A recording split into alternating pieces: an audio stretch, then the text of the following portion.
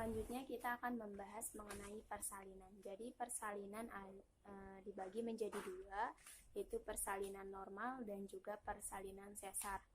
Nah, kita akan membahas mengenai persalinan normal terlebih dahulu.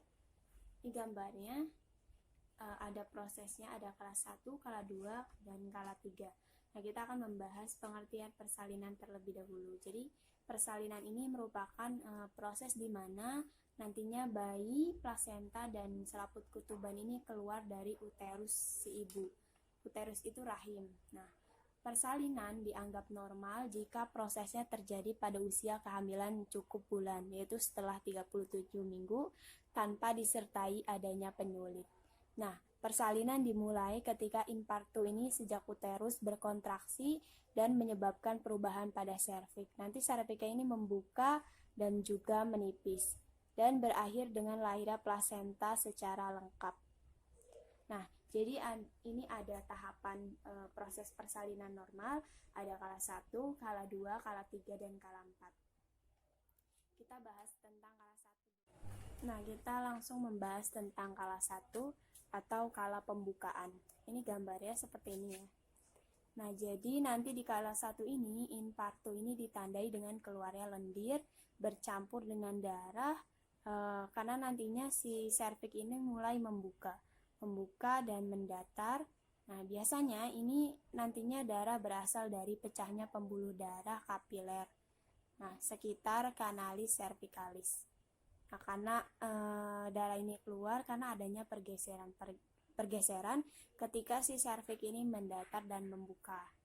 Nah, nantinya di kala 1 persalinan ini dimulai sejak terjadinya kontraksi di rahim dan nantinya terjadi pembukaan di serviks hingga nantinya pembukaan serviks ini mencapai pembukaan lengkap yaitu 10 cm. Nah, di kala 1 ini nanti dibagi menjadi dua fase. Ada fase laten dan juga fase aktif. Nah, fase laten itu nanti di mana pembukaan serviks ini berlangsung lambat. Dimulai sejak awal kontraksi yang menyebabkan adanya penipisan dan pembukaan secara bertahap sampai pembukaan 3 cm.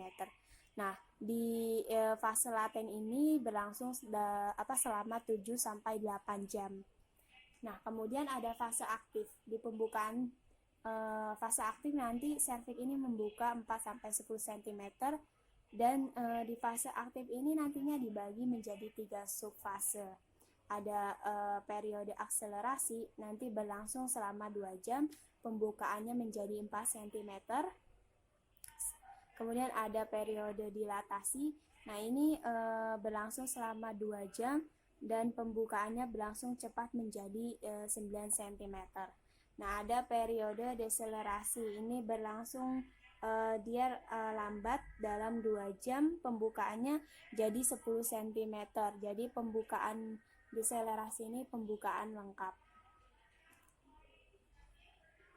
Nah, selanjutnya kita masuk ke kala 2. Di kala 2 atau disebut dengan kala pengeluaran janin.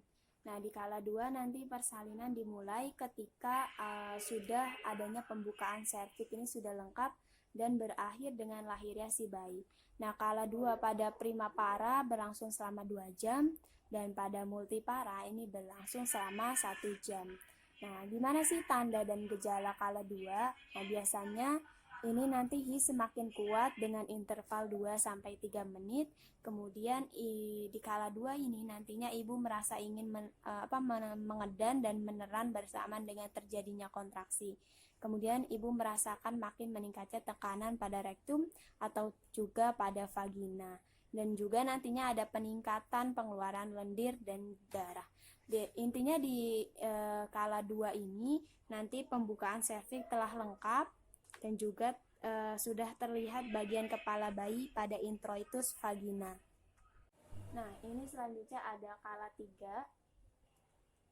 Nah, kala 3 ini di mana nanti proses pengeluaran plasenta dan juga selaput ketuban. Ini berlangsung selama 5 sampai dengan 30 menit.